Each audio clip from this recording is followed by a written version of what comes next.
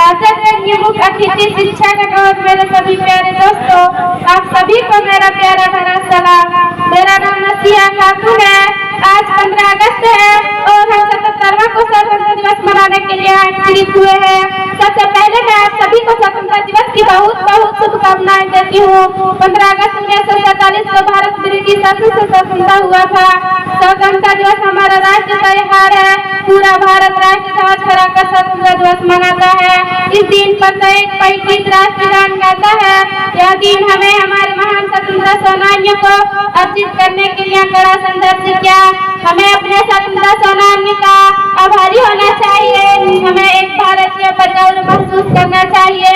जब आँख खुले तो धरती हिंदुस्तान की हो, जब आँख खुले तो धरती हिंदुस्तान की हो, जब आँख बंद हो तो यादें हिंदुस्तान की हो।